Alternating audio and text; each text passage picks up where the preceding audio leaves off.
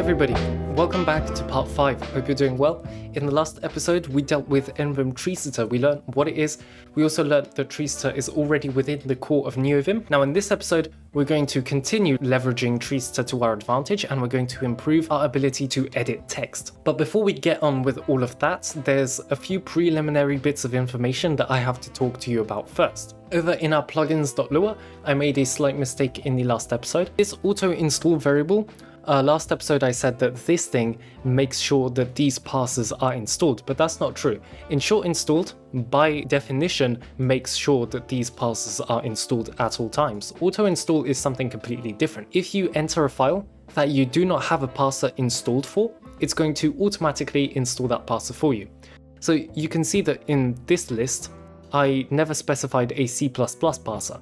So if I were to enter a C++ file, because auto install is set to true, it's going to automatically install the CPP parser, and it's going to enable it for my current file. The second thing I would like to mention is a bit of a syntactical oddity of Lua, so to speak. If I go over to Neovim treesitter, you will see that they use this very weird looking syntax because it seems like they forgot their brackets. Actually, this is not a mistake. This is valid Lua and is going to run properly.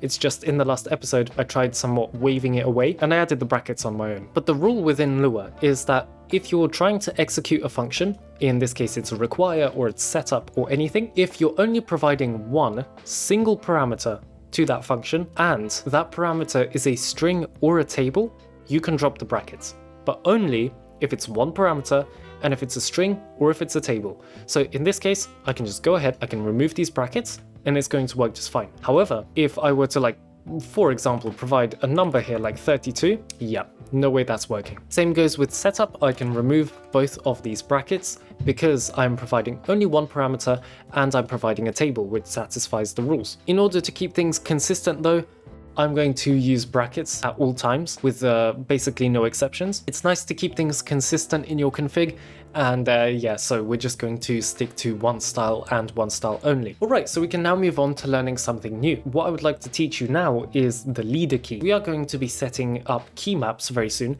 not on our own, but we're going to use a plugin that's going to be setting some key maps, and we're going to need to understand what the leader key is in order to be able to fiddle properly with the settings of that plugin. Now the leader key, the name basically suggests what it does. The leader key leads all of the other keybinds that you might have within your configuration. What we're going to be setting it to is we're going to be setting it to space. What we're going to be able to do is we're going to be able to take all of the keybinds that we might be setting up ourselves and throw them into this box, which is going to be the leader key. And then whenever we want to execute any of those keybinds, we need to press the leader key first, and then we can press any of the other keybinds.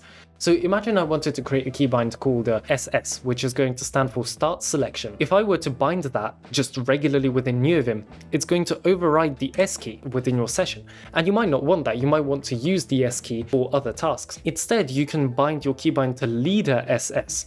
And if your leader is set to space, that means you're going to have to press space SS, and only then is your keybind going to execute. Setting the leader key is incredibly simple, and using it is equally simple. We're going to go over into our options.lua file. Now, the reason we need to go into options.lua is because we're going to be changing an option, but it's not all sunshine and rainbows, unfortunately, because we are going to use something you haven't seen before probably. In order to set the leader key, we are going to run vim.g.mapLeader equals a string with a single space inside of it. Alright, so let's dissect this, because this letter definitely looks different than these three. So generally speaking, what we're doing is we're setting a global variable called mapLeader to a space, literally. I mean, it's just a space in between two quotation marks, and what that means is our leader key is now going to be set to space. So we're going to have to press space before we execute any of our other custom keybinds. This G thing here though is a Vim global. Not to be confused with Lua globals, and not to be confused with options. So for the past 4 episodes, I've managed to keep up the lie that vim.opt is the proper way of setting options. I mean, it's true, you should always use vim.opt where you can. Unfortunately, Neovim is Neovim, and vim.opt is not the only thing. Let me just list out all of the ways of setting a Neovim option that I remember off by heart. We have vim.opt, we have vim.opt local, we have vim.g, we have vim.v for accessing variables about the Neovim session, we have vim.b, vim.w, vim.t, vim.bo, vim.wo, vim.to, and there are probably more that I just can't remember off the top of my head. What I'm trying to convey, there is a crap ton of ways of setting a single Neovim option, and it's not as simple as just doing vim.opt and forgetting it forever. At some point, for some very oddly specific option, Neovim is going to come back and bite you in the backside because you didn't know that there are 25 ways of setting a single option. In the next episode, or maybe the episode after that, I'm going to create a single video dedicated specifically to all the different ways of setting an option. I hope I didn't lose you there. I mean, if I lost you there, then I'm not surprised. This is just how it is. Just know that vim.g.mapLeader is for our leader. Okay, if that makes you feel any better, use vim.opt everywhere apart from your leader key, in which case you use vim.g. Are we cool? Okay, we're cool. So now you can save and quit, you can re-enter Neovim and notice that absolutely nothing changed. If nothing changed, that is a good sign. Let's get on to installing the first plugin of the day. This isn't actually as much of a plugin, more so than it is a module that already exists within Neovim treesitter. So all we're going to be doing is we're going to be enabling this module and using some of its cool features and playing around with what treesitter has to offer. This is called Incremental Selection, and what Incremental Selection allows us to do, it allows us to press a single key, and depending on where we are in the file, Neovim is going to use treesitter and its syntax tree to figure out what region it should intelligently select for us. So over here in the README, you see there is an incremental selection section, and we can copy this bit right here, go over to our plugins.lua file, and then inside of the function, we place this here. I'm just going to indent this nicely. Always remember to have a comma after your table, just so you don't get stupid errors there. And I'm just going to remove this extraneous comments as well. So we have a module that is built into Neovim treesitter. It's called Incremental Selection.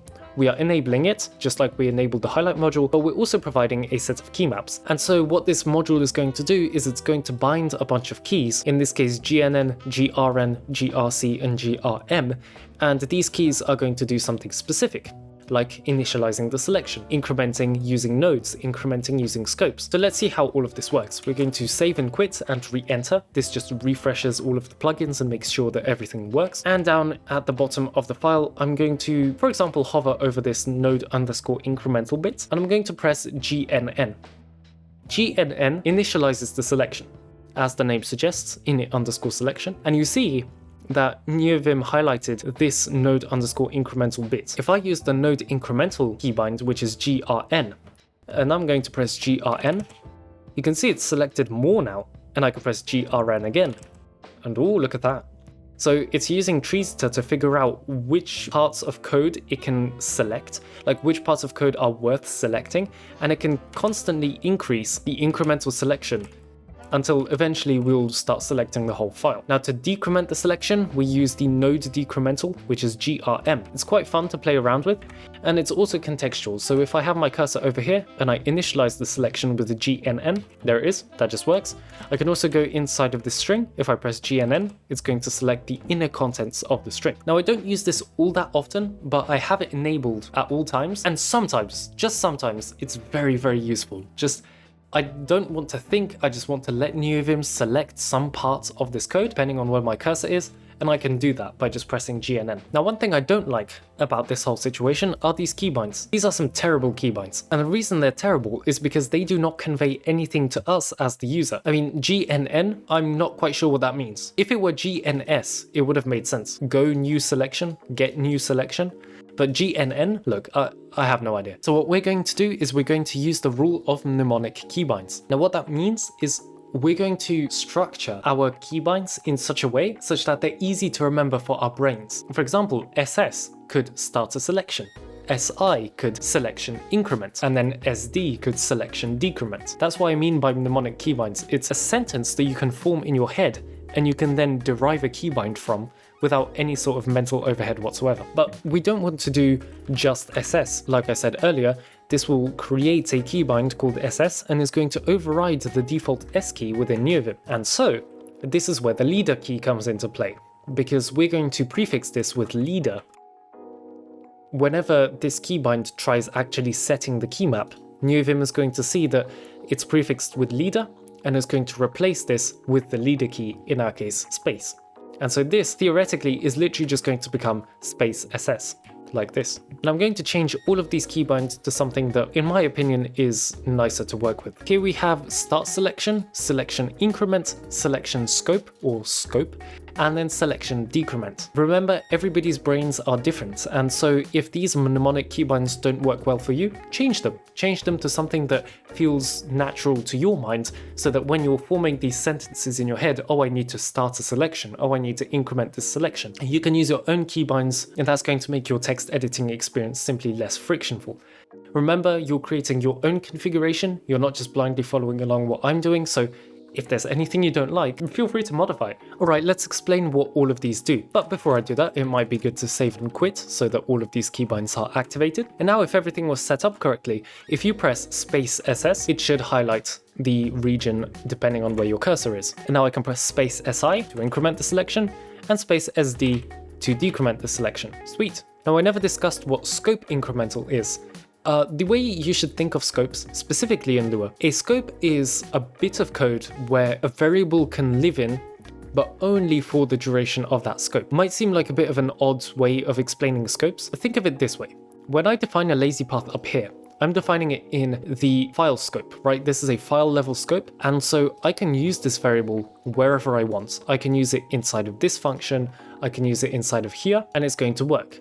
But if I were to create a variable called test, and I were to assign it to anything, like an empty string, because this is inside of a scope of its own, a function, I can't use this variable outside of this function. I can't use test over here, because this is a completely different scope. And that's how you should think of these. They are regions where a variable is contained within. Now the reason we can access the lazy path within this scope is because this is a subscope. Specifically, this scope is larger than this small scope, so this small scope can access the data from the larger scope. And that's what this does. So instead of going node by node, and let me show what that looks like. So leader SS, if I press leader SI, it's going to go to the next node. If I press leader SC, it's going to go by whole scopes. So in this case, it's going to select the whole function, and then afterwards it's going to select the whole file. And just to drive the point home, we can open up inspect tree, which you learned in the last episode. I can press leader SS to start a selection, and you'll notice it selected this identifier. And if I increment something using the node incremental, it's simply going to go to the parent node, the node that's above it, and then to the parent node again, and then again. And it's going to continue doing that up the syntax tree. That's how this works. So if I press leader SI, this selection isn't really giving away what's happening, but if I press leader SI again, you can see it's gone to the node that's higher up, and then leader SI again, and you can see it's constantly climbing up the syntax tree and selecting each individual parent, whereas the scope is going by scopes specifically, so functions and the entire file. So that's that. It might end up being useful to you in certain specific situations, but we can do one better. Instead of starting off with a small selection and going larger and larger, what if we could just specify the selection that we're interested in ahead of time? So you know how over here I can run CW to change the word, or CE to go to the end of the word. In this case, it's the same thing. It would be cool if I could run something like CIF, C in a function, CIS, change in a scope, but we can do exactly that with treesitter text objects. It is the readme for Neovim treesitter text objects. My goodness, is that a difficult thing to pronounce? And if we scroll down, you can see it's syntax-aware text objects, select, move, swap, and peek supports. Now, what this plugin allows us to do is it first allows us to select a specific region. Like I said, CIF, change in a function. It allows us to swap different nodes between each other. This is particularly useful if you want to swap different parameters of a function, and it gives us some extra cool niceties like peeking and moving to a specific node. But we're not going to be using those as extensively as we are the first two features. Now we are left on our own right here, because the installation section does not say anything about lazy.envim. So we have to start improvising and figuring out how we can install this ourselves. You've seen the previous episodes and you should know very well how we're supposed to install this. We're going to copy the username and the name of the plugin from the GitHub URL. We're going to go over, create a new entry for our plugin, and we're just going to define it over here. We're going to save and quit, re-enter, and it seems like I already had it installed somewhere in my cache. but you should see lazy pop up and install the plugin. So to enable some of its features, we need to go further down in the README to the configuration instructions.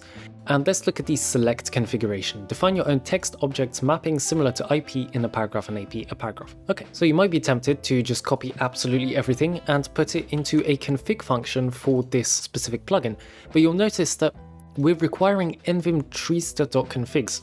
So what we actually want to do is we want to modify this function up here. Because remember, nvim treesitter allows different modules to be loaded, and what we simply did here is we actually pulled in a new module into the runtime path, which we can then configure from this setup function over here. So we're going to copy this text objects bit all the way down to the second to last bracket, and we're going to paste this over here. So you can see we're enabling the select submodule of the text objects module with this enable equals to true. We're also setting look header equals to true, going to show what that looks like in a bit. And here we have our actual key maps. Now we have all of these different capture groups, and you can see what sort of capture groups are supported down at the bottom over here. So you can see there are quite a lot of built-in text objects, and you can see which ones are supported. They're auto-numbered, and you can reference the number over here for your favorite language and see if that specific capture group is supported in your language. So for instance, you can see that Go has a lot of different capture groups supported.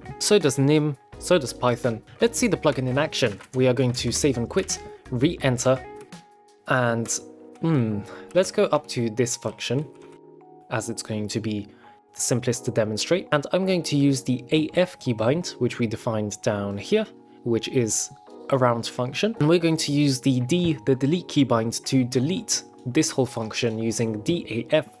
And indeed, running DAF removed the whole function from the file. I can also do DIF, which is going to delete the inner contents of the function itself. And the same goes for any other Neovim motion. So CIF is going to change the inner function, CAF is going to change the outer function, so the whole function itself, not just the contents. And we can see we also define an outer class, an inner class, and a scope. Let's see if we can use the scope. Let's see if it's supported within Lua. So I'm going to DAS, and that's going to delete the outer scope. Now, before I say goodbye to you for this episode, I would like to explain a bit more about these capture groups. Then going to look at the selection modes. An interesting thing to note is that text objects works for every language, or at least almost every language that is listed. Specifically, it supports languages which are listed over here. But how does it support all of these languages with different parsers and different syntax trees without just promptly breaking on every possible occasion? Well, this is why these capture groups exist. These should be familiar to you because in the last episode we looked at the highlights.scheme file.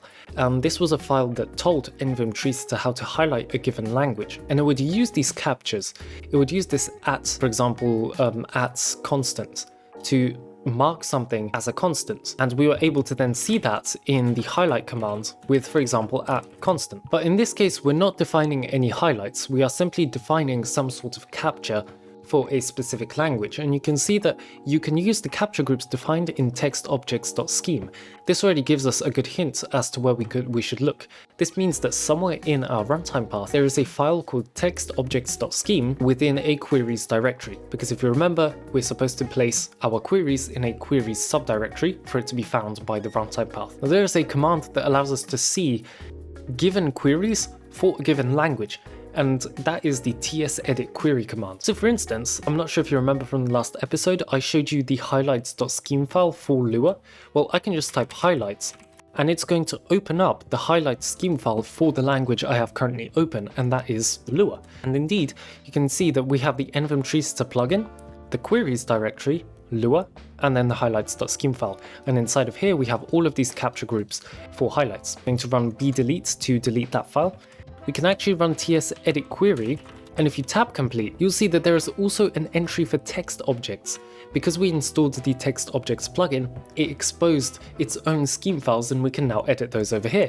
And when you hit enter, you can see it opened up the textobjects.scheme file for Lua. And the format is exactly the same as it was with the highlights.scheme file. We're pattern matching over some nodes with maybe some specific predicates, but we are assigning some nodes a capture group. And in this case, the capture group is at call.inner. And that means that any node called arguments which exists within a function call is going to be given this annotation called at call.inner. And we can search inside of here for function dot function.inner or function.outer, and you'll see that anything that is a function declaration or any node that's a function definition is considered a function.outer by this scheme file. What that means is by running, for example, DAF, D around function, the text objects module is going to read that scheme file, is going to pass the current file, look where your cursor is, and if it finds anything that's a function definition or a function declaration, which was tagged with this at function.outer, it's going to use that as its target. And that's how it's capable of being cross-language, because it doesn't matter what the nodes actually are. As long as they're tagged with this at function.outer little annotation here, that's going to be the target the text objects chooses whenever performing some sort of operation on the buffer. Down here, Neovim treesitter text objects is also giving us a mini tutorial saying that you can optionally set descriptions or use captures from other query groups. So instead of using captures from the textobjects.scheme file, in this case, AS is going to look for some capture called scope inside of the locals.scheme file instead of the default textobjects.scheme file, which is super cool. So we can TS edit the query locals, and there's also a locals file for Lua, and you can see that here at scope is any of these parts of the syntax tree. Now the fascinating thing about this is it means that you can define your own keybinds over here, and as long as you know the correct capture group. Now you saw that all of them are listed over here, but not all of them are particularly informative. Like I'm not sure what an outer number is supposed to mean. For example, a scope name.inner or a statement.outer. So you can just go ahead and TS edit query for your text objects for your favorite language and just take a look at all of the queries. And you can verify these queries with the syntax tree using the inspect tree command, which you learned. And once you find the proper capture, you can simply create a keybind to that capture. I'm not going to be making any changes in this episode specifically, but as we go on with the series, if we ever find new interesting key maps, or if any of you suggest any interesting key maps, then we can always add them here to make our experience just that bit better. Afterwards, you have these selection modes, and the comment says it all. You can choose the default select mode. Default is charwise V. Now what this is referencing are all of the different visual modes within Neovim.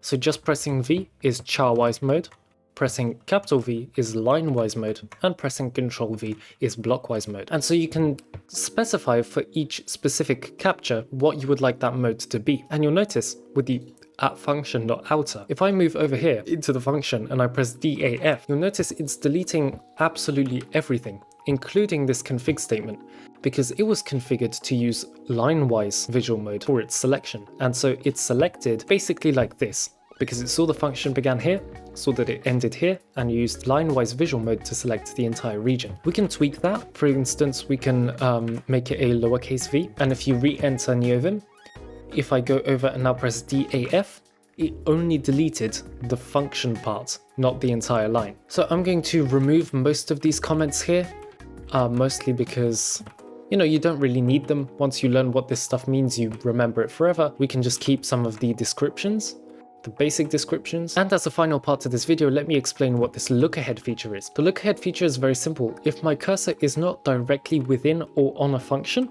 it's going to try to move my cursor into the specific region that I might be interested in. So you'll notice I'm not in any sort of function right now. So when I press DAF, it's going to move my cursor immediately to the next possible function. This is a default behavior within Neovim actually. If you have your cursor at the beginning of a line here and you press CI quotation marks, it's going to move to the closest quotation marks and then change the content inside. By setting lookahead equal to true, you're basically emulating that behavior that you would normally find within Neovim. And a last sort of question you might have, why are we not using the leader key over here? Well, you should be able to answer that yourself, but in case you're unable to, here's the answer. If we were to use leader in every one of these, if I wanted to run delete around function, I would have to press delete space AF, which makes no sense. The reason we add the leader here is because these keybinds are global keybinds. So if I were to set this to SS, it would override the S keybind that exists within Neovim.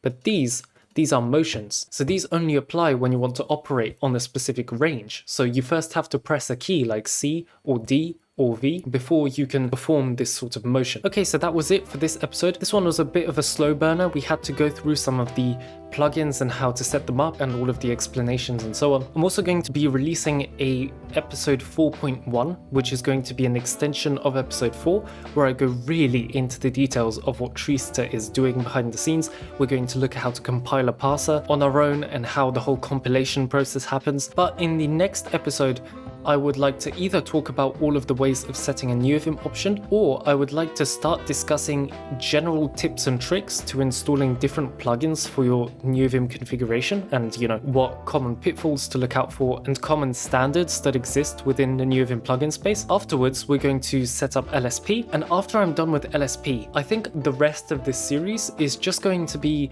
a plugin showcase more than anything, because I can only teach you so much of the Neovim core before we start purely talking about plugins.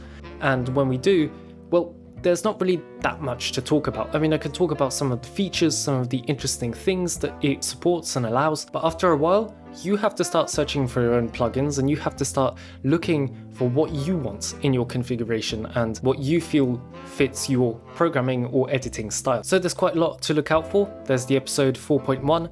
There is either an LSP explanation or a vim.opt explanation coming up in the next episode. Thank you so much for watching, and I'll see you in the next episode.